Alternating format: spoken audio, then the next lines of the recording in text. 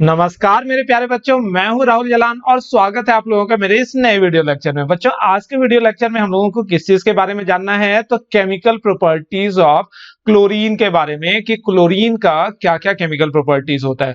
बच्चों, ग्रुप 17 का इंपॉर्टेंट हिस्सा होता है क्लोरीन, जिसको कि हम लोगों ने 2 लेक्चर में पढ़ना है।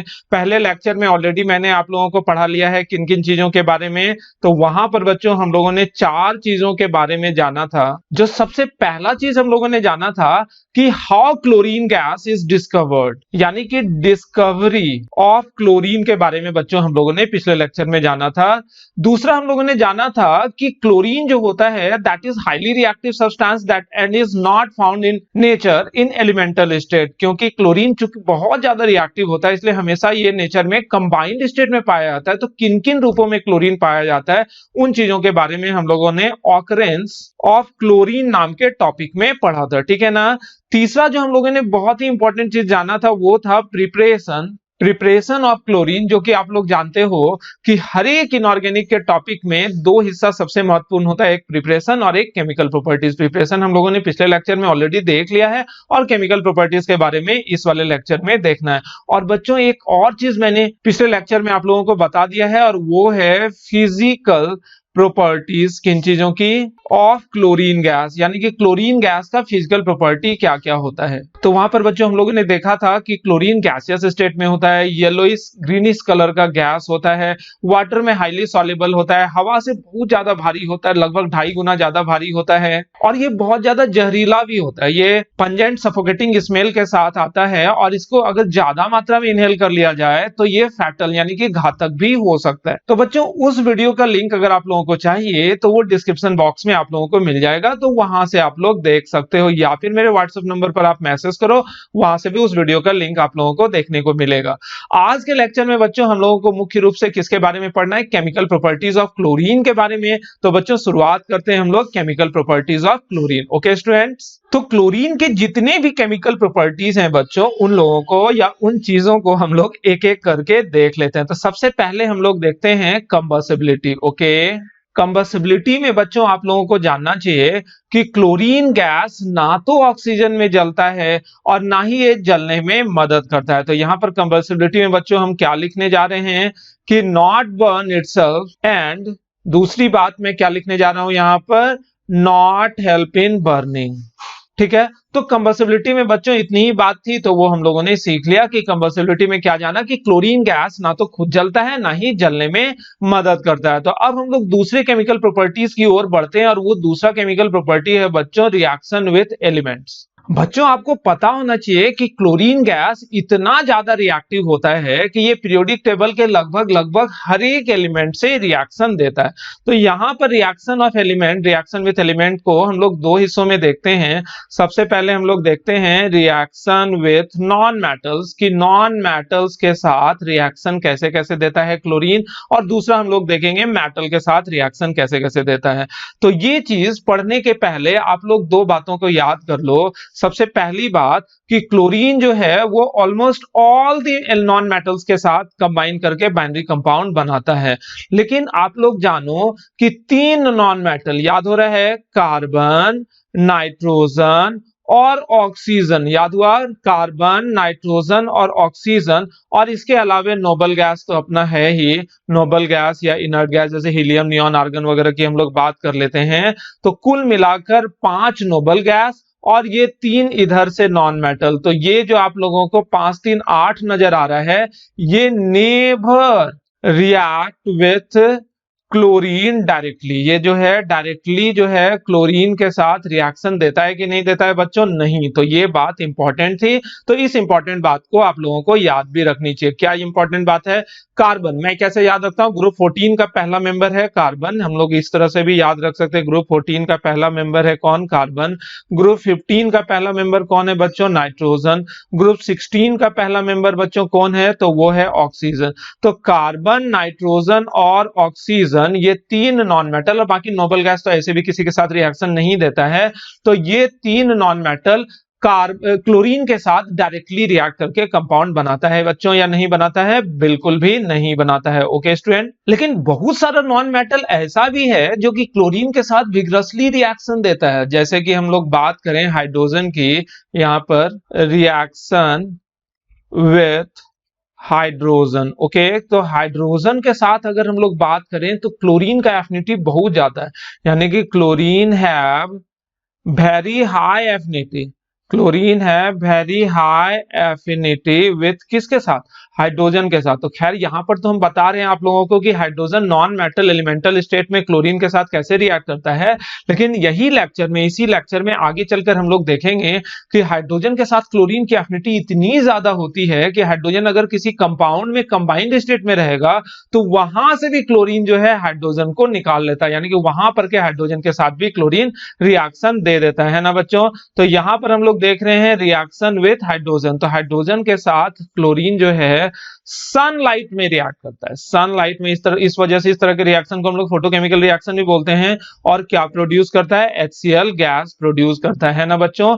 तो ये रिएक्शन इतना ज्यादा रिएक्टिव होता है कि such reaction occur with explosion, मतलब कि विस्फोट के साथ होता है इस तरह का रिएक्शन। इस बात को आप लोग याद रखना कि हाइड्रोजन और क्लोरीन गैस के बीच जो रिएक्शन होता है ये रिएक्शन विस्फोट के साथ होता है, मतलब बहुत ही ज्यादा एक्सप्लोजन के साथ ये वाला रिएक्शन देखने को मिलता है ना बच्चों। लेकिन फिर भी अगर आप लोगों को ऐसा क्वेश्चन पूछा जाए कि अगर हम लोग हाइड्रोजन और क्लोरीन के बीच का जो ये रिएक्शन है इसे कंट्रोल मैनर में कैसे करवा सकते हैं, तो आप लोगों को पता होना चाहिए कि अगर हम लोग इस तरह के रिएक्शन को चारकोल के मौजूदगी में करवाएंगे, इस तरह का रिएक्शन किसके मौजूदगी में करवाएंगे बच्चों? चारकोल के मौजूदगी में। तो ये रिएक्शन, यहाँ पर चारकोल कैटलिस्ट की तरह भी काम करता है और ये रिएक्शन कंट्रोल मैनर में होगा, यानी कि विस्फोट वगैरह होगा कि नहीं होगा बच्चों? नहीं। यानी कि हम लोग सामान्य तौर पर लेबोरेटरी में जो हाइड्रोजन क्लोराइड गैस बनाते हैं हाइड्रोजन और क्लोरीन का रिएक्शन करवा के, तो किस कैटलिस्ट के मौजूदगी में करवाते हैं ऐसा रिएक्शन? तो याद रखना बच्चों,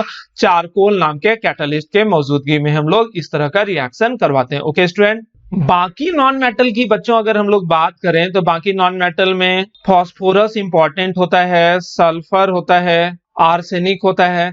तो इस तरह के नॉन मेटल को जैसे आप लोग क्लोरीन के साथ गर्म करोगे, यहां पर गर्म करने की जरूरत होती है, जैसे ये रेड फास्फोरस है, इसे क्लोरीन के साथ गर्म करोगे तो यहां पर क्या बन जाएगा बच्चों? PCl3। सल्फर को क्लोरीन के साथ गर्म करोगे तो बन जाएगा H2Cl2, याद रहेगा।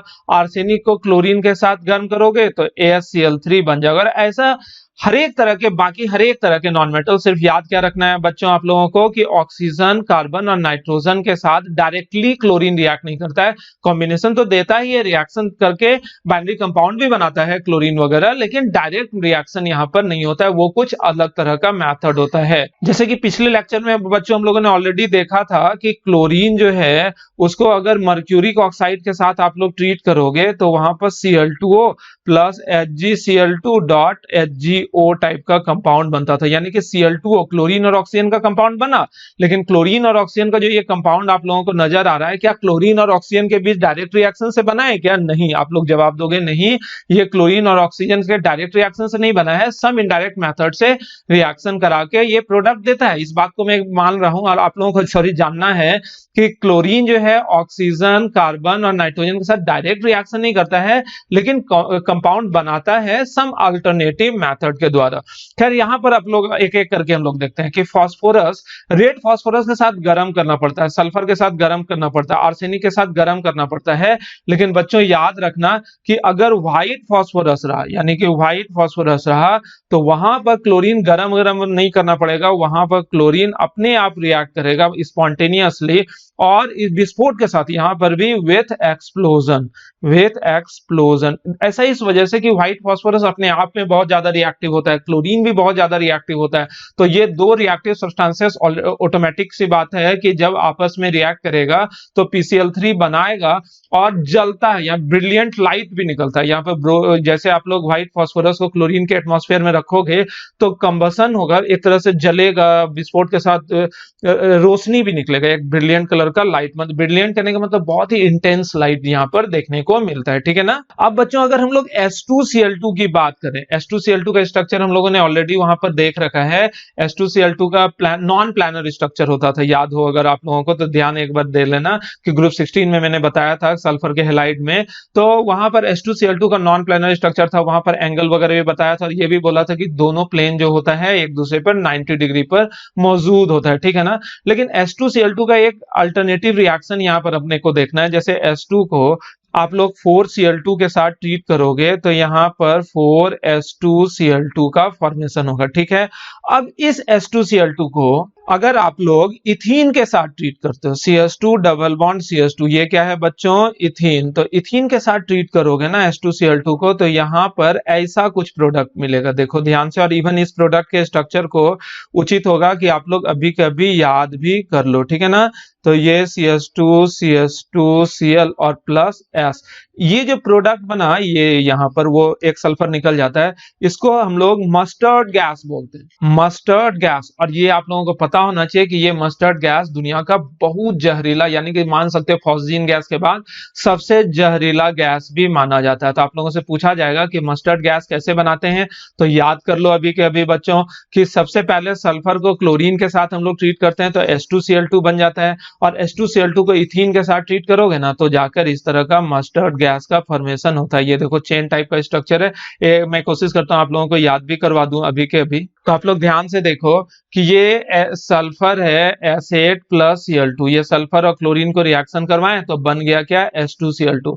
H2Cl2 का स्ट्रक्चर होता है कैसा बच्चों, ये सल्फर है, ये सल्फर है, ये क्लोरीन है और ये क्लोरीन है, ठीक है ना, दो सल्फर। ऐसे ये प्लानर या लीनियर स्ट्रक्चर है नहीं, ये नॉन प्लानर स्ट्रक्चर है, लेकिन अभी इस तरह से समझा रहे हैं। और इसको हम लोग क्या चीज के साथ ट्रीट किए हैं बच्चों, CH2 डबल बॉन्ड CH2, एक इथीन इधर और प्लस एक इथीन आप लोग सोच लो इस साइड है, CH2 डबल बॉन्ड CH2। ये डबल बॉन्ड टूटेगा, डबल बॉन्ड टूटेगा तो बच्चों क्या हो जाएगा यहाँ पर बताओ, डबल बॉन्ड टूटने के बाद CH2 सिंगल बॉन्ड CH2 हो जाएगा ना ऐसा।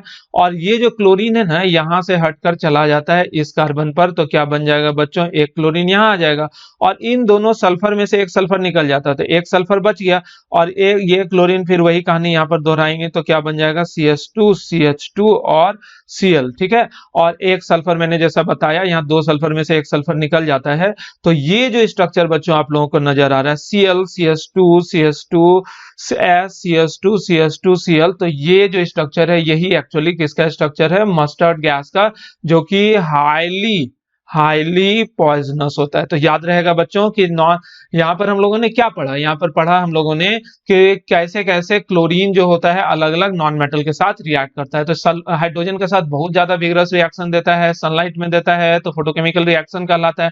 चारकोल के मौजूदगी में अगर हाइड्रोजन वाला रिएक्शन जो कि यहाँ पर सबसे ऊपर में आप लोगों को दिख भी रहा होगा, तो ये रिएक्शन कंट्रोल मैनर में होता है। उसके बाद फॉस्फोरस, रेड फॉस्फोरस में गर्म करना पड़ता है, लेकिन व्हाइट फॉस्फोरस में अपने आप स्पॉन्टेनियसली जल उठता है क्लोरीन विद ब्रिलियंट फ्लेम। और सल्फर वाला रिएक्शन भी याद रखना पड़ता है कि सल्फर क्लोरीन के साथ H2Cl2 देता है डायरेक्ट रिएक्शन करने पर, और H2Cl2 को अगर इथीन के साथ बच्चों ट्रीट करेंगे तो मस्टर्ड गैस बनेगा। तो अगर आप लोगों का किसी से झगड़ा वगड़ा हो गया तो आप लोग अब पता चल गया है कि क्या करना है आप लोगों को, ठीक है ना, कि मस्टर्ड गैस लेके, ऐसा नहीं कि ले गए सुखाने के लिए खुद ही सूंघ लिए, तो ऐसा नहीं कर लेना भैया। तो ये बहुत जहरीला, यहाँ पर ये मतलब फिर सोचने का समय भी नहीं मिलने जा रहा है, ठीक है ना। तो केमिकल प्रॉपर्टीज में अभी हम लोगों ने देखा कि रिएक्शन विथ एलिमेंट, क्या देख रहे हैं हम लोग बच्चों, रिएक्शन विथ एलिमेंट। तो रिएक्शन विथ एलिमेंट में हम लोग सबसे पहले देख रहे हैं, रिएक्शन विथ एलिमेंट में हम लोग सबसे पहले देख रहे थे रिएक्शन विथ नॉन मेटल। अब देखते हैं रिएक्शन विथ मेटल कि ये मेटल के साथ कैसे कैसे रिएक्शन देता है। तो यहाँ पर ही लिख दे रहे हैं हम कि रिएक्शन विथ मेटल्स, कि मेटल के साथ ये क्लोरीन जो होता है कैसे कैसे रिएक्शन देता है। तो मेटल के साथ कोई कहानी नहीं बनाना है कि क्लोरीन चूंकि बहुत ज्यादा रिएक्टिव होता है तो ये हर रिएक्टिव मेटल में आप लोगों का क्या आ गया, अल्कली मेटल, जैसे सोडियम की बात कर लें, पोटेशियम की बात कर लें, कैल्शियम की बात कर लें, एल्यूमिनियम की बात कर लें, इस तरह के रिएक्टिव मेटल के साथ ये विगरस मैनर में रिएक्शन देता है, यानी कि विस्फोट के साथ, क्योंकि इस तरह का रिएक्शन हाईली एक्सोथर्मिक होता है। इस वजह से इस तरह के मेटल के साथ क्लोरीन जो होता है अपना रेस्पेक्टिव हैलाइड क्लोराइड बनाएगा। यहाँ पर क्या बनेगा आप लोगों को तो पता ही, NaCl, यहाँ पर क्या बनेगा KCl, यहाँ क्या बनेगा CaCl2, यहाँ क्या बन जाएगा AlCl3। तो ये सारा रिएक्शन विगरस मैनर में होता है। लेकिन कंपैरेटिवली लेस एक्टिव मेटल, जैसे कि हम लोग बात कर लेते हैं मैग्नीशियम की, जैसे कि हम लोग बात कर लेते हैं जिंक की, जैसे कि बात कर लेते हैं हम लोग आयरन की, और इवन कॉपर भी, अगर हम लोग कॉपर की भी बात करें, क्योंकि कॉपर उतना ज्यादा रिएक्टिव नहीं है, फिर भी आप लोग जानो कि ये जो है मेटल ये क्लोरीन के साथ रिएक्ट करता है और क्या बना लेता है बच्चों, MgCl2, ZnCl2, FeCl3, CuCl2, जो अपना बैलेंसी है उस बैलेंसी के अनुसार।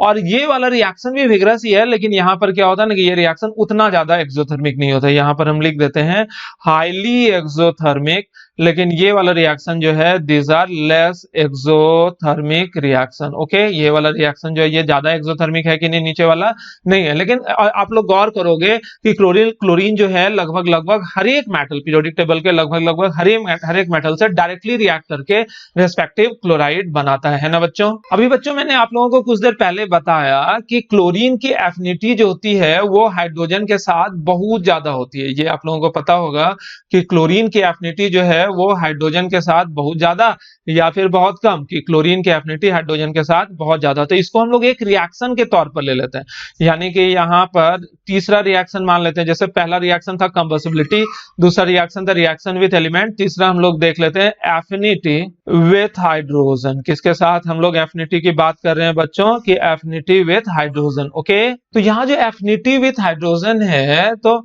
वहां पर भी हम लोगों ने देखा था कि हाइड्रोजन जो होता है वो क्लोरीन के साथ डायरेक्टली रिएक्ट करता है और क्या बनाता है, विग्रस रिएक्शन देता है और हाईली रिएक्टिव सब्सटेंस HCl का फॉर्मेशन करता है। लेकिन आप लोगों को ये पता होना चाहिए कि हाइड्रोजन के टुवर्ड्स क्लोरीन की एफिनिटी इतनी ज्यादा होती है कि अगर कोई कंपाउंड है, जैसे कि टर्पेंटाइन ऑयल की बात कर लेते हैं, C10H16, ठीक है ना, this compound is called TURPENTINE turpentine oil. Okay, तो टर्पेंटाइन ऑयल को अगर आप लोग ट्रीट करोगे किसके साथ, तो क्लोरीन के साथ, तो क्लोरीन क्या करता है ना कि इस टर्पेंटाइन ऑयल से हाइड्रोजन को निकाल लेता है। और कितना क्लोरीन लगेगा यहाँ पर, तो ये बन जाएगा 16 HCl अपना निकल गया और इधर 10 कार्बन बच जाएगा। तो एक तरह से जैसे डिहाइड्रेटिंग एजेंट नहीं होता था कि कोई भी कंपाउंड में से मॉइस्चर यानी कि वाटर को निकाल लेता था, यहाँ पर क्लोरीन क्या करता है, डिहाइड्रोजिनेटिंग एजेंट की तरह काम करता है।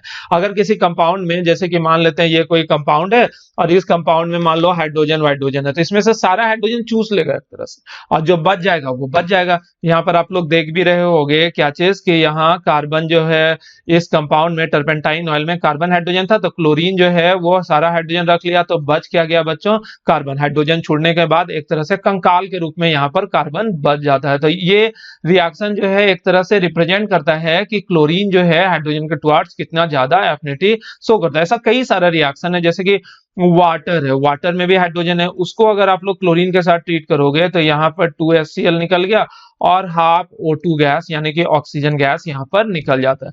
वाटर के साथ ये जो रिएक्शन है, यहाँ पर भी आप लोग गौर कर रहे होंगे कि वाटर में से जो हाइड्रोजन है वो हाइड्रोजन क्लोरीन निकाल कर रख लिया अपने पास, और यहाँ जो बच गया ऑक्सीजन, वही ऑक्सीजन आप लोगों को यहाँ पर रेसिडुअल के रूप में नजर आ रहा है। लेकिन यहाँ पर बताना ये था कि क्लोरीन वाटर के साथ गजब तरह का रिएक्शन देता है, क्योंकि आप लोग गौर करोगे कभी मैंने ये रिएक्शन भी लिखा था, H2O प्लस Cl2 से HCl प्लस HClO। आगे चल के जब ब्लीचिंग एक्शन लिखाएंगे वाटर का, सॉरी क्लोरीन का, तो ये वाला रिएक्शन लिखेंगे HCl प्लस नेसेंट ऑक्सीजन। और अभी ऊपर में ये वाला रिएक्शन मैंने यहाँ लिखा है क्या, H2O को अगर आप क्लोरीन के साथ ट्रीट करते हो तो यहाँ पर HClO और प्लस हाफ O2 निकलता है। और कहीं पर ऐसा भी लिखा था कि क्लोरीन को वाटर के साथ आप लोग ट्रीट करोगे तो Cl2.8H2O बनाता है। कहीं पर ऐसा भी मैंने लिखा था कि क्लोरीन को जैसे आप लोग पानी में घुलाओगे तो वहां कोई रिएक्शन नहीं होता है, ये क्लोरीन पानी में घुल के डीप येलो कलर का सॉल्यूशन भी दे देता है। तो ये क्या कहानी है, यहाँ पर मन में कंफ्यूजन आता है कि याद क्या रखेंगे, क्लोरीन का वाटर के साथ कौन सा वाला रिएक्शन याद रखें। तो यहाँ पर मेरी सलाह ये है कि ये सारा रिएक्शन आप लोगों को याद रखना पड़ेगा। क्यों? क्योंकि अलग अलग कंडीशन में क्लोरीन जो होता है वाटर के साथ अलग अलग तरह का रिएक्शन देता है। जैसे कि ये क्लोरीन सनलाइट की बात है, तो सॉरी ये क्लोरीन जो है पानी में घुलने की बात है, तो लो टेम्परेचर पर, लेकिन 0 डिग्री सेल्सियस से ज्यादा टेम्परेचर होना चाहिए। लो टेम्परेचर पर क्लोरीन को जैसे आप लोग पानी में डालोगे अंधेरे में बिना सनलाइट में, तो क्लोरीन जो होता है पानी में घुल जाता है। लेकिन ये वाला रिएक्शन जो था, ये सेकेंड लास्ट, तो इसमें क्या है, ये वाला रिएक्शन 0 डिग्री सेल्सियस पे होता है, जो कि पिछले लेक्चर में हम लोगों ने देखा था फिजिकल प्रॉपर्टीज में भी कि क्लोरीन 0 डिग्री सेल्सियस और वाटर के साथ इस तरह का ऑक्टाहाइड्रेट बनाता है। ये वाला रिएक्शन तो अभी आप लोगों ने देखा कि क्लोरीन जो है ऑक्सीजन के साथ, ये वाला रिएक्शन जो है दरअसल इसी रिएक्शन का अपरूप है। होता क्या है कि क्लोरीन वाटर के साथ दरअसल नेसेंट ऑक्सीजन प्रोड्यूस करता है, और वो नेसेंट ऑक्सीजन चूंकि अनस्टेबल होता है तो ये दो नेसेंट ऑक्सीजन आपस में जुड़कर क्या बना लेगा, O2। और ये रिएक्शन भी इसी का अपरूप है। वो कैसे, मैं आप लोगों को बताता हूं। दरअसल ये तीनों रिएक्शन, किस तीनों रिएक्शन की बात कर रहे हैं, ये वाला और ये वाला, तो ये तीनों रिएक्शन कैसे एक दूसरे का अपरूप है उसे समझने की कोशिश करना आप लोग।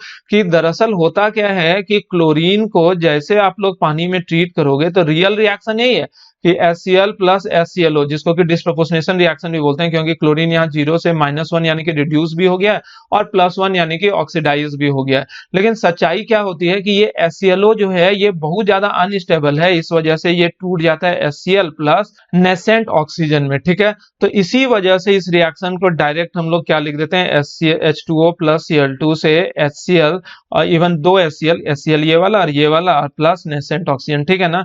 और होता क्या है कि ऐसा दो nascent oxygen O plus O, क्योंकि नेसेंट ऑक्सीजन बहुत ज्यादा रिएक्टिव होता है, तो दो नेसेंट ऑक्सीजन आपस में जुड़कर क्या बना सकता है बच्चों, O2 बना सकता है।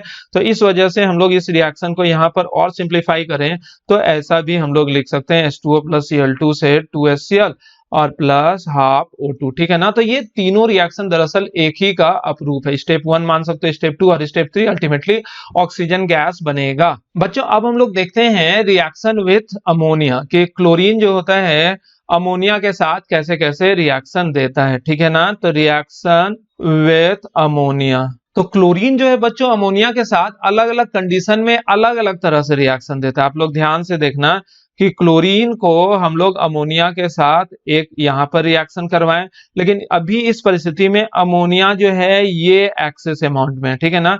और क्लोरीन को हम लोग अमोनिया के साथ अब रिएक्ट करवाएं, लेकिन यहां पर बच्चों ध्यान रखना कि क्लोरीन जो है ये एक्सेस अमाउंट में है। तो आप लोगों को याद करना है कि दोनों परिस्थिति में क्या क्या अलग अलग तरह का प्रोडक्ट बन सकता है ना। तो बच्चों सबसे पहला वाला आप लोग रिएक्शन याद करो कि यहाँ पर क्लोरीन जो को अगर एक्सेस ऑफ अमोनिया के साथ ट्रीट करेंगे तो यहां पर डाई नाइट्रोजन गैस और साथ में अमोनियम क्लोराइड बनेगा। ठीक है ना। इस रिएक्शन को स्टेप वाइज समझते हैं। दरअसल क्लोरीन ऑक्सीडाइजिंग एजेंट होता है और यह हाइड्रोजन के साथ एफिनिटी बहुत ज्यादा रखता है, तो क्लोरीन जो है अमोनिया के साथ रिएक्ट करके इसका सारा का सारा हाइड्रोजन निकाल लेता है और क्या बन जाता है, खुद HCl, और यहाँ नाइट्रोजन अकेले रह जाएगा क्योंकि उसका सारा हाइड्रोजन चूस लिया। और ये HCl जो है बच्चों, ये HCl जो यहाँ बना, चूंकि एसिड है और अमोनिया बेस है, तो अमोनिया एक्सेस था तो उसके साथ रिएक्ट करके क्या बना लिया, NH4Cl। तो यहाँ पर आप लोग क्या देखोगे कि इस रिएक्शन में HCl को कट आउट कर दें तो नेट रिएक्शन जो होगा उसमें क्या होगा बच्चों, आप लोग ध्यान से देखो कि नेट रिएक्शन में क्लोरीन जो है वो अमोनिया के साथ रिएक्ट करके क्या बनाएगा, N2 और NH4Cl। वही यहाँ पर लिखा है मैंने कि क्लोरीन जो है अमोनिया के साथ रिएक्ट करके N2 और साथ में NH4Cl बनाएगा। अब हम लोग नेक्स्ट रिएक्शन की ओर बढ़ते हैं और इस वाले रिएक्शन में जैसा कि हम लोग देख रहे हैं कि क्लोरीन एक्सेस अमाउंट में है, तो इस परिस्थिति में क्या बनेगा। तो बच्चों आप लोगों को याद रखना है कि क्लोरीन अगर एक्सेस अमाउंट में है तो इस परिस्थिति में NCl3 और साथ में HCl का बनना होता है। याद रहेगा बच्चों, यहाँ नाइट्रोजन ट्राइक्लोराइड का बनना होता है जो अपने आप में बहुत ज्यादा अनस्टेबल होता है, क्योंकि नाइट्रोजन का सिर्फ फ्लोराइड ही स्टेबल होता है, वो ग्रुप 15 में हम लोगों ने पढ़ा है।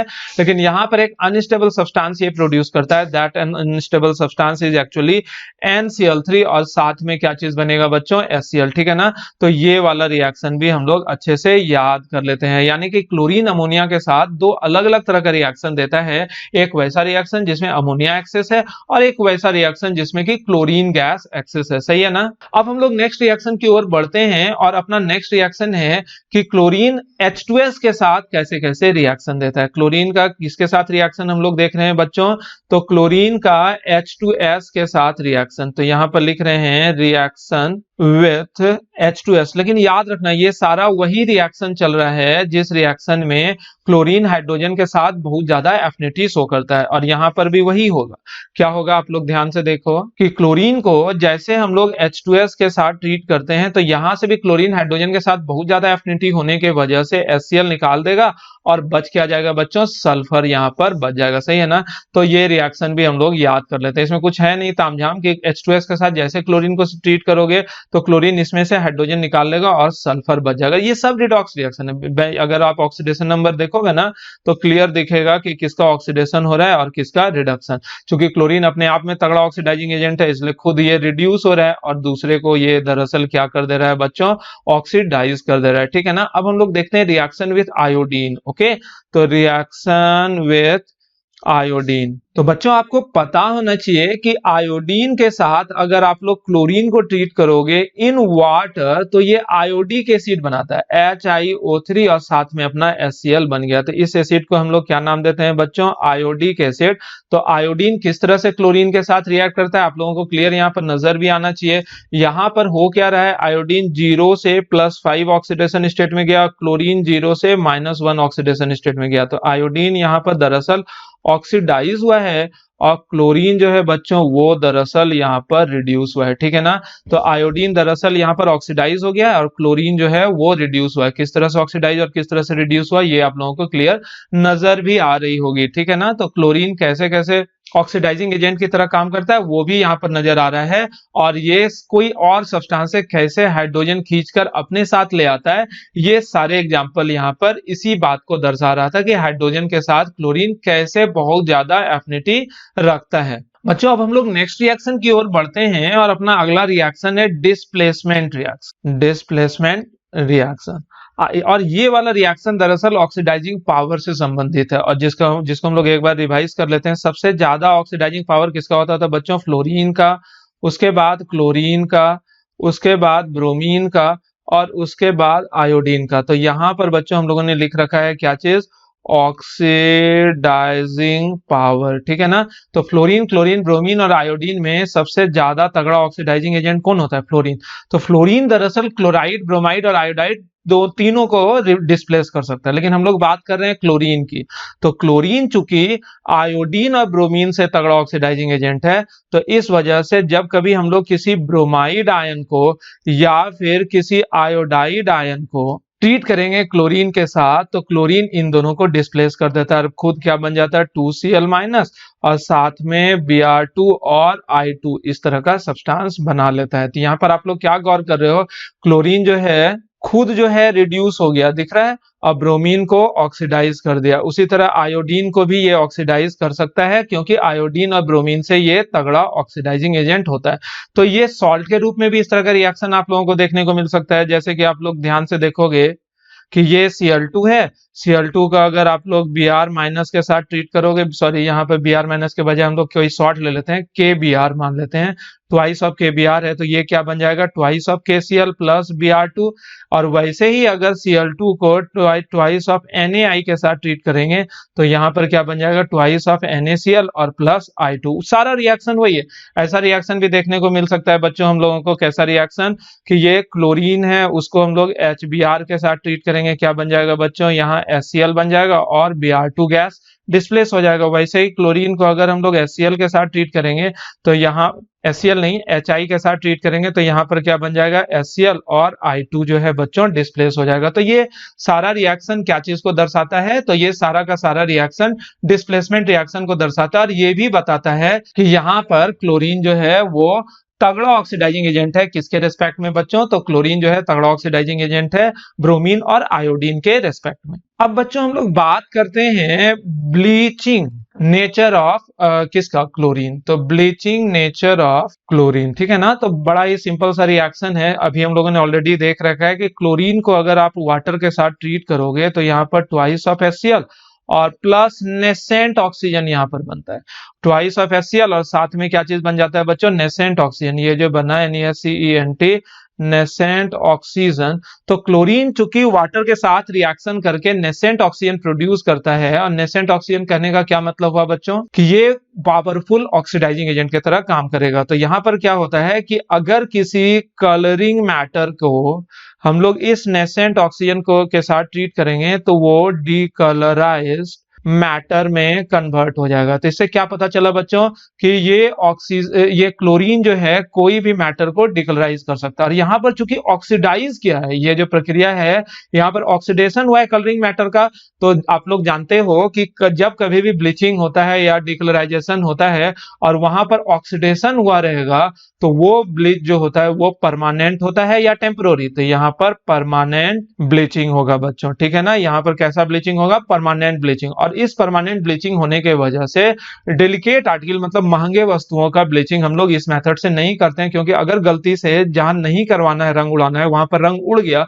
तो वो दोबारा से रंग आ पाएगा कि नहीं आ पाएगा? नहीं। इसलिए वहां पर हम लोग मोस्टली रिड्यूसिंग एजेंट वाले ब्लीचिंग एजेंट जैसे SO2 वगैरह का इस्तेमाल करते हैं, ठीक है ना। अब हम लोग देखते हैं क्लोरीन का ऑक्सीडाइजिंग बिहेवियर, ठीक है ना बच्चों। चूंकि क्लोरीन जो है वो नेसेंट ऑक्सीजन प्रोड्यूस कर रहा था, इस वजह से क्लोरीन बहुत ही तगड़ा ऑक्सीडाइजिंग एजेंट की तरह काम करता है। और चूंकि वहां पर तो अगर बेसिक कॉन्सेप्ट जाने तो क्लोरीन में चूंकि एक इलेक्ट्रॉन की कमी है, तो एक इलेक्ट्रॉन की कमी होने की वजह से ये दूसरे से एक इलेक्ट्रॉन लेना चाहता है, यानी कि खुद ऑक्सीडाइज होना चाहता है कि रिड्यूस होना चाहता है? खुद रिड्यूस होना चाहता है। इस वजह से ये बहुत ही तगड़ा ऑक्सीडाइजिंग एजेंट की तरह काम करता है, ठीक है ना बच्चों। यानी कि क्लोरीन जो है ये बहुत ही तगड़ा ऑक्सीडाइजिंग एजेंट है। और इसके ऑक्सीडाइजिंग बिहेवियर को दर्शाने के लिए कई तरह का ऐसा रिएक्शन है, जैसे कि ये फेरस आयन को Fe2+ को अगर आप लोग क्लोरीन के साथ ट्रीट करोगे तो क्लोरीन इसको Fe3+ में ऑक्सीडाइज कर देगा और खुद रिड्यूस हो जाएगा क्या चीज में? Cl- में। इस तरह के रिएक्शन को ढंग से अगर हम लोग लिखें तो क्या होता है, जैसे Fe2+ यानी कि फेरस आयन को हम लोग ऐसा भी देख सकते हैं, FeCl2 को अगर क्लोरीन के साथ ट्रीट करोगे तो ये बन जाएगा सिंपली FeCl3, ठीक है ना। यहाँ पर सिंपली 2 और 2 से बैलेंस कर सकते हो। और अगर सल्फेट के फॉर्म में अगर आप लोग देखो कि FeSO4 को क्लोरीन के साथ अगर आप लोग ट्रीट करते हो और बैलेंस करने के लिए यहाँ पर सल्फ्यूरिक एसिड, तो ये भी बना देगा Fe2SO4 और प्लस HCl, ठीक है ना। इसे बैलेंस आप लोग कर लेना। तो यहाँ पर हम लोग क्या देख रहे हैं? फेरस आयन को ये ऑक्सीडाइज कर देता है क्या चीज में? तो फेरिक आयन में। इन सारे रिएक्शन को याद करना है बच्चों। अगर मॉइस्ट सल्फर डाइऑक्साइड को SO2 को अगर आप लोग पानी के मॉइस्ट करने का मतलब पानी के मौजूदगी में किसके साथ ट्रीट करोगे? क्लोरीन के साथ, तो ये इसको ऑक्सीडाइज कर देगा H2SO4 में और खुद रिड्यूस हो जाएगा बच्चों क्या चीज में? तो खुद रिड्यूस हो जाता है HCl में। तो यहाँ पर इसको अगर आप लोग ध्यान से देखो तो यहाँ क्लोरीन 0 से -1 हो गया, सल्फर +4 से +6 में ऑक्सीडाइज हो गया है। तो यहाँ पर क्लोरीन ने ऑक्सीडाइज करा किसको? SO2 को H2SO4 में, ठीक है ना बच्चों। SO2 का ही तो फॉर्म है सल्फाइड, यानी कि Na2SO3 को भी इसी तरह से वाटर के मौजूदगी में आप लोग ट्रीट करोगे क्लोरीन के साथ तो ये भी ऑक्सीडाइज हो जाता है Na2SO4 में और इधर क्या बच जाएगा बच्चों? HCl। तो यहाँ पर भी आप लोग गौर करोगे सल्फर +4 से ऑक्सीडाइज हो गया +6 में और क्लोरीन जो है 0 से -1 में रिड्यूस हो गया है ना बच्चों। अब हम लोग नेक्स्ट रिएक्शन की ओर अगर बढ़े तो वो होता है सोडियम थायोसल्फेट। थायोसल्फेट का रिएक्शन जिसको हाइपोसोल्यूशन भी बोलते हैं, ये रिएक्शन काफी इंपॉर्टेंट होता है। इसको अगर क्लोरीन के साथ ट्रीट करोगे ना तो यहाँ पर भी Na2SO4 प्लस HCl ही बनेगा, लेकिन इसमें विशेष बात क्या याद रखना है बच्चों कि यहाँ पर सल्फर का प्रेसिपिटेशन भी होता है। यहाँ सल्फर जो होता है वो प्रेसिपिटेट हो गया, ठीक है ना, ये प्रेसिपिटेट भी हो जाता है और इस बात को भी याद रखना है। तो चलो एक बार ऑक्सीडेशन वाला रिएक्शन याद कर लेते हैं। तो यहाँ पर क्या क्या रिएक्शन बच्चों मैंने आप लोगों को बताया कि सबसे पहला रिएक्शन की फेरस आयन को फेरिक आयन में ये कन्वर्ट कर देता है। वही ये दो तरह से, एक बार क्लोराइड ले लिया, एक बार सल्फेट ले लिया। दूसरा SO2 को ये ऑक्सीडाइज कर देता है H2SO4 में, Na2H2O3 को ऑक्सीडाइज कर देता है Na2SO4 में, Na2H2O3 को भी ऑक्सीडाइज कर देता है Na2SO4 में, लेकिन यहाँ पर साथ में सल्फर का प्रेसिपिटेशन भी हो जाता है बच्चों। इस बात को भी आप लोग याद रखोगे। तो ये सारा रिएक्शन था बच्चों क्या चीज का? तो ऑक्सीडाइजिंग बिहेवियर ऑफ क्लोरीन। अब हम लोग आते हैं अगले तरह के रिएक्शन की और वो रिएक्शन है अपना रिएक्शन विथ बेस, ठीक है ना। तो हम लोग किस चीज के बारे में देख रहे हैं बच्चों? Reaction with base. तो बेस के साथ रिएक्शन देखना बहुत जरूरी होता है, क्योंकि क्लोरीन जो होता है डाइल्यूट और कोल्ड बेस के साथ अलग तरह का रिएक्शन देता है और क्लोरीन हॉट कंसंट्रेटेड बेस के साथ अलग तरह का रिएक्शन देता है। तो उसी को हम लोग दो भागों में बांट लेते हैं, रिएक्शन विथ क्या चीज? कोल्ड एंड डाइल्यूट बेसेस की अलग अलग तरह का बेस है, कोल्ड और डाइल्यूट। और दूसरा रिएक्शन हम लोग बांट लेते हैं reaction with hot and concentrated, कि हॉट और कॉन्सेंट्रेटेड के बेस के साथ हम लोग रिएक्शन देख लेते हैं, यानी कि दो अलग अलग तरह का रिएक्शन है, एक कोल्ड और डाइल्यूट और एक हॉट एंड कंसंट्रेटेड, दोनों जगह डिस्प्रोपोर्शनेशन होता है, ध्यान से देखें। तो यहाँ पर अलग अलग बेस हम लोग ले लेते हैं, जैसे कि ये क्लोरीन है, इसको हम लोग NaOH के साथ ट्रीट किए। बैलेंस वगैरह नहीं कर रहे हैं बच्चों, आप लोग ध्यान से देखना और सीखना, बैलेंस तो आप लोग खुद से भी कर सकते हो। और CaOH2 अलग अलग तरह का बेस मैंने यहाँ पर ले रखा है। तो अलग अलग तरह के बेस के साथ जैसे आप लोग क्लोरीन को ट्रीट करोगे तो यहाँ पर NaCl भी बनेगा और NaClO भी बनेगा, KCl भी बनेगा, KClO भी बनेगा, यहाँ पर CaCl2 भी बनेगा, CaOCl2 भी बनेगा, और साथ में वाटर तो बैलेंस करने के लिए यहाँ पर रिलीज होता है। तो याद रखो कि यहाँ पर हुआ क्या, तो ऑक्सीडेशन नंबर देख के ही क्लियर हो सकता है। यहाँ पर क्लोरीन देखो 0 में, हर जगह क्लोरीन किस ऑक्सीडेशन स्टेट में बच्चों 0, और यहाँ पर देखो क्लोरीन -1, यहाँ ये हाइपोहेलाइट है, यहाँ पर क्लोराइड है और ये हाइपोक्लोराइड है, क्लोरेट है, ठीक है ना, +1, यहाँ पर -1 और यहाँ पर +1। तो क्या आप लोग गौर कर रहे हो कि क्लोरीन 0 से -1 यानी कि रिड्यूस भी हुआ, 0 से +1 मतलब ऑक्सीडाइज भी हुआ, और हर जगह वही है, सिर्फ Na हो जा रहा है, K हो जा रहा है, Ca हो जा रहा है, बाकी कोई फर्क है कि नहीं, यहाँ पर बाकी कोई भी फर्क नहीं है। तो इसका मतलब क्लोरीन जो है हर जगह डिस्प्रोपोर्शनेट हुआ, लेकिन कोल्ड डाइल्यूट बेस के साथ अलग तरह से डिस्प्रोपोर्शनेशन रिएक्शन देता है, और हॉट कंसंट्रेटेड के साथ अब हम लोग देखते हैं कि कैसे क्लोरीन जो है वो रिएक्ट करता है। तो सबसे पहले हम लोग लिख लेते हैं बच्चों क्लोरीन, ये Cl2 है, ये Cl2 है, ये Cl2 है, और यहाँ पर भी हम लोग NaOH मान लेते हैं, कोई और बेस भी हम लोग ले सकते थे, लेकिन एग्जांपल सबसे सिंपल हम लोग लेते हैं CaOH2। लेकिन ध्यान रखना यहाँ पर NaOH, KOH, CaOH2 जो है ये कोल्ड डाइल्यूट नहीं है बल्कि हॉट और कॉन्सेंट्रेटेड है। ओके स्टूडेंट, तो देखो यहाँ पर क्लोरीन NaOH के साथ रिएक्ट करके NaCl ही बनाता है, कलर चेंज कर लेते हैं एक बार, NaCl ही बनाता है, लेकिन यहाँ पर NaClO के बजाय NaClO3 है, ठीक है ना, ये हाइपोक्लोरेट था लेकिन ये जो है क्लोरेट, और बैलेंस करने के लिए बच्चों वाटर। वैसे यहाँ KCl और यहाँ KClO3 और बैलेंस करने के लिए वाटर, यहाँ CaCl2 और साथ में CaClO3 और साथ में वाटर। तो यहाँ पर भी ऑक्सीडेशन नंबर से ही क्लियर होने जा रहा है। तो ऑक्सीडेशन नंबर देखो हर एक जगह क्लोरीन का 0 है, लेकिन यहाँ 0 से -1 हो गया, -1, और क्लोरीन +5 में यहाँ पर ऑक्सीडाइज हो गया। तो यहाँ पर भी गौर करोगे कि क्लोरीन डिस्प्रोपोर्शनेट हुआ, 0 से -1 मतलब रिड्यूस हुआ, और 0 से +5 हो गया बच्चों, यानी कि ऑक्सीडाइज हो गया। तो यानी कि क्लोरीन जो है यहाँ पर भी डिस्प्रोपोर्शनेट ही तो हुआ है। यहाँ पर ध्यान से देखो क्लोरीन यहाँ पर -1 है, तो मतलब क्या हुआ है बच्चों, यहाँ पर रिडक्शन, और यही सेम क्लोरीन ही +5 में आ गया तो यहाँ पर ऑक्सीडेशन भी हो जा रहा है, ठीक है ना। तो बच्चों ये दो तरह का रिएक्शन बहुत ज्यादा इंपॉर्टेंट है। अक्सर देखोगे आप लोग ऑब्जेक्टिव में कि क्लोरीन को अगर कोल्ड डाइल्यूट NaOH, KOH के साथ ट्रीट करोगे तो ये डिस्प्रोपोर्शनेशन के बाद क्लोराइड और हाइपोक्लोरेट देता है, लेकिन हॉट कंसंट्रेटेड के साथ अगर आप लोग ट्रीट करते हो तो इस परिस्थिति में क्या देता है, क्लोराइड और क्लोरेट, वहां हाइपोक्लोरेट यहाँ क्लोरेट। तो डिस्प्रोपोर्शनेशन दोनों जगह हो रहा है, लेकिन प्रोडक्ट जो है दोनों जगह बदल जाता है, ठीक है ना बच्चों। एक रिएक्शन और याद रखना कि क्लोरीन को अगर ड्राई स्लेक्ड लाइम मतलब CaOH2, इसको मान लेते हैं ड्राई है, स्लेक्ड लाइम भी बोल देते हैं, तो ड्राई स्लेक्ड लाइम के साथ ट्रीट करोगे तो क्या बन जाता है, CaCl2 प्लस CaClO2, ठीक है ना, और प्लस वाटर। और आप लोग देखो CaCl2 और CaClO2 आपस में रिएक्ट करके क्या बना लेगा, एक में कैल्शियम है ना, तो कैल्शियम एक क्लोरीन रख ले और एक जगह ClO रख ले, तो ये जो कंपाउंड बना, ऐसा दो कंपाउंड बनेगा, इसी को हम लोग क्या नाम देते हैं बच्चों, ब्लीचिंग पाउडर। और इसके स्ट्रक्चर को अगर आप लोग गौर से देखो तो ये कैल्शियम अब सेंटर पर रहेगा, एक क्लोरीन इधर और एक जगह यहाँ पर OCl, इसी वजह से इस क्लोरीन पर -1 और इस क्लोरीन पर +1। तो ये जो कंपाउंड है, इस कंपाउंड को बच्चों हम लोग क्या नाम देते हैं, ब्लीचिंग पाउडर। तो याद रखना क्लोरीन को ड्राई स्लेक्ड लाइम के साथ ट्रीट करोगे तो क्या बनेगा, ब्लीचिंग पाउडर। ये भी अक्सर क्वेश्चन पूछा जाता है। अब बच्चों हम लोग आज आ रहे हैं एडिशन रिएक्शन पर। किस तरह के रिएक्शन की बात कर रहे हैं हम लोग बच्चों, एडिशन रिएक्शन की। क्लोरीन जो होता है वो एडिशन रिएक्शन किस तरह से देता है, ठीक है। लेकिन एक चीज यहां पर बता दूं कि पिछला जितना भी रिएक्शन हम लोगों ने देखा क्लोरीन का, वहां पर अगर मॉइस्चर की मौजूदगी होगी, इसमें कहीं पर नोट डाउन कर लेना आप लोग कि अगर कहीं पर मॉइस्चर की मौजूदगी होगी तो वो क्लोरीन के रिएक्शन को एक तरह से कैटलाइज और स्मूथ करता है, ठीक है ना, कैटलाइज करता है, यानी कि रिएक्शन के रफ्तार को बढ़ाता है और इस तरह के रिएक्शन को स्मूथ भी करता है। तो इस बात को हमेशा याद रखना कि मॉइस्चर के मौजूदगी में क्लोरीन जो होता है अच्छा खासा रिएक्शन देता है, ठीक है ना। एडिशन रिएक्शन में जो आप लोगों को याद रखना है कि क्लोरीन को अगर आप SO2 के साथ ट्रीट करते हो तो यहाँ पर SO2Cl2 बनता है। यहाँ पर कुछ भी नहीं करना है। इस तरह के रिएक्शन को बोलते हैं एडिशन रिएक्शन। और ये जो प्रोडक्ट बना ना, इस प्रोडक्ट को हम लोग बोलते हैं सल्फ्यूराइल क्लोराइड। ग्रुप 15 में PCl3 या PCl5 के रिएक्शन में SO2Cl2 का बहुत ज्यादा रोल था। खैर यहाँ पर हम लोगों को सिर्फ इतना याद रखना है कि क्लोरीन को जैसे आप लोग SO2 के साथ ट्रीट करोगे तो यहाँ पर सल्फ्यूराइल क्लोराइड का बनना होता है, ठीक है ना।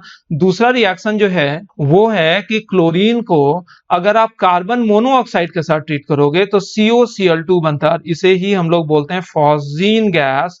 तो ये हाईली पॉइजनस होता है, ये बहुत ज्यादा जहरीला होता है। तो कभी आप लोगों से पूछ लिया जाए कि ग्रुप 17 में कोई दो पॉइजनस गैस के प्रिपरेशन को आप लोग बताओ, तो एक तो ये हो गया कि क्लोरीन को कार्बन मोनोऑक्साइड के साथ हम लोग ट्रीट करके फॉस्जीन गैस, जिसका कि फॉर्मूला होता है COCl2, और इसके स्ट्रक्चर को अगर आप लोग जानना चाहो तो COOClCl, ये जो है फॉस्जीन का स्ट्रक्चर है। और SO2Cl2 का स्ट्रक्चर अगर आप लोग जानना चाहो S+O, ये Cl ये टेट्राहेड्रल स्ट्रक्चर होता है SOCl2 का, ठीक है ना। और इसे जैसे आप लोग पानी में ट्रीट करोगे ना तो याद रखना SOCl2 पानी में जाकर बन जाता है सल्फ्यूरिक एसिड S+O, यहाँ भी OH और यहाँ भी OH, और साथ में 2 गो HCl निकल जाता है। क्या हुआ कि क्लोरीन जो है रिप्लेस हो जाता है OH के साथ, ठीक है ना। बाकी कुछ नहीं है, इस चीज को भी याद रखना। ये यहाँ पर पढ़ाने का था नहीं, ऐसे ही मैं यहाँ पर लिख दिया कि SOCl2 को वाटर में ट्रीट करोगे तो दोनों क्लोरीन हटके 2 OH आ जाता है, और दोनों क्लोरीन 2 H के साथ HCl बना लिया, और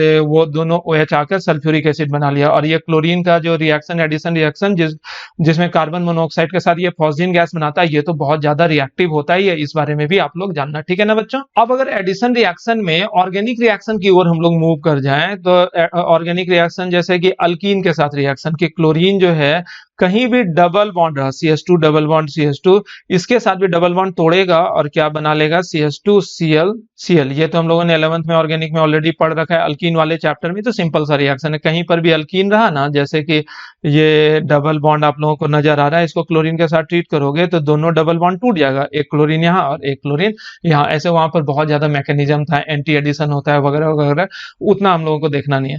क्लोरीन अल्केन के साथ भी रिएक्शन देता है, लेकिन ये एडिशन रिएक्शन नहीं है, याद रखना है। अभी जो हम रिएक्शन लिख रहे हैं ना, ये दरअसल एडिशन रिएक्शन नहीं है, ये सब्स्टिट्यूशन रिएक्शन है। जैसे क्लोरीन को मीथेन के साथ आप लोग ट्रीट करोगे और ऐसा रिएक्शन सनलाइट में होता है, तो मान लो हाइड्रोजन को रिप्लेस कर देगा HCl, और खुद यहाँ पर क्या बन जाएगा CH3Cl। ये भी रिएक्शन दर्शाता है कि क्लोरीन हाइड्रोजन के टुवर्ड्स कितना ज्यादा एफिनिटी रखता है ना बच्चों। तो यहाँ पर खत्म हो गया हम लोगों का केमिकल प्रॉपर्टीज किस चीज का, तो क्लोरीन का केमिकल प्रॉपर्टी। इन चीजों को आप लोग याद रखना। अब शॉर्टकट में हम लोग तेजी से देख लेते हैं यूजेस ऑफ क्लोरीन के, क्लोरीन का इस्तेमाल क्या क्या होता है, ठीक है। सबसे पहले इस्तेमाल की बच्चों अगर हम लोग बात करें तो क्लोरीन का इस्तेमाल कई तरह के सब्सटेंसेस के मैन्युफैक्चर में होता है, जो कि सबसे इंपॉर्टेंट है। जैसे आप लोग जान लो, ब्लीचिंग पाउडर बनाने में हम लोग इसका इस्तेमाल करते हैं, कई तरह के क्लोरेट्स को बनाने में इसका इस्तेमाल करते हैं, कई तरह के हाइपोक्लोरेट्स को बनाने में बच्चों हम लोग इसका इस्तेमाल करते हैं, हाइड्रोक्लोरिक एसिड बनाने में बच्चों इस्तेमाल करते हैं, क्लोरोफॉर्म बनाने में बच्चों इस्तेमाल करते हैं, कार्बन टेट्राक्लोराइड बनाने में हम लोग क्लोरीन का इस्तेमाल करते हैं। और इसके अलावे भी कई तरह का ऐसा ऑर्गेनिक कंपाउंड होता है। ऑर्गेनिक कंपाउंड में आप लोग देखते ही हो, अभी जैसे मैंने बताया CH3Cl वगैरह, ऐसा कई तरह का ऑर्गेनिक कंपाउंड होता है।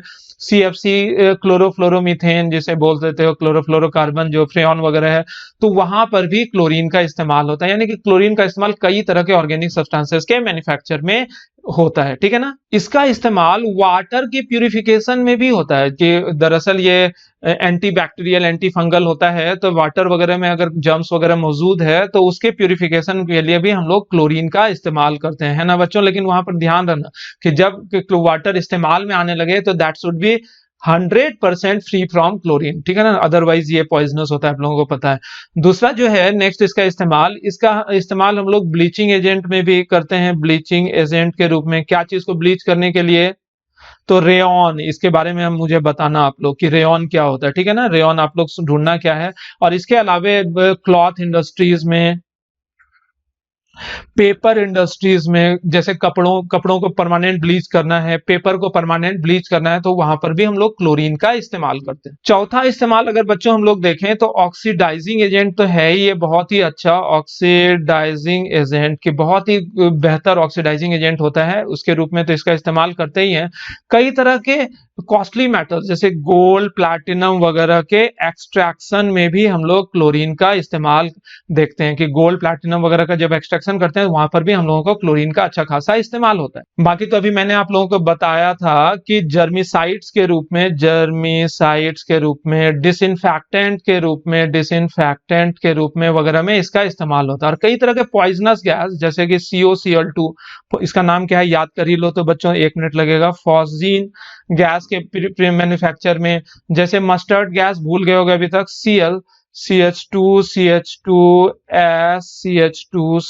ये भी बहुत ज्यादा जहरीला गैस था। इस गैस का नाम क्या था बच्चों? मस्टर्ड गैस, इसमें इस्तेमाल होता है। और इसका भी स्ट्रक्चर आप लोग याद करो तो जल्दी से, CCl3.NO2, तो इसको बोलते हैं टीयर गैस। फॉर्मूला याद रहेगा आप लोगों को, टीयर गैस CCl3NO2। आप लोग लाफिंग गैस का फॉर्मूला मुझे बताना कि क्या होता है डिस्क्रिप्शन बॉक्स में। तो CCl3 और NO2 जो है ये टीयर गैस है, तो टीयर गैस के मैन्युफैक्चर में भी इसका इस्तेमाल होता है। ऐसा बहुत सारा इस्तेमाल है क्लोरीन का। ठीक है बच्चों, तो आज के लेक्चर में इतना ही रहने देते हैं। अगले लेक्चर में हम लोग देखेंगे किस चीज के बारे में, हाइड्रोजन क्लोराइड के बारे में, और वो अंतिम लेक्चर होगा क्या चीज का? ग्रुप 17 का। ठीक है ना? तो आप लोग को करना क्या है, ग्रुप 17 जल्दी से जल्दी याद करो। ई सीरीज आप लोगों के ग्रुप में ऑलरेडी पहुंच गया है, एम सीरीज भी आप लोगों के ग्रुप में ऑलरेडी पहुंच गया है। तो ग्रुप 16 का ई सीरीज और एम सीरीज है, इसके बाद ग्रुप 17 का भी मिलेगा। तो जल्दी से ग्रुप 16 का E series, M series complete करो, फिर ग्रुप 17 का भी ई सीरीज और एम सीरीज आप लोगों को कंप्लीट करना। Okay student, bye bye.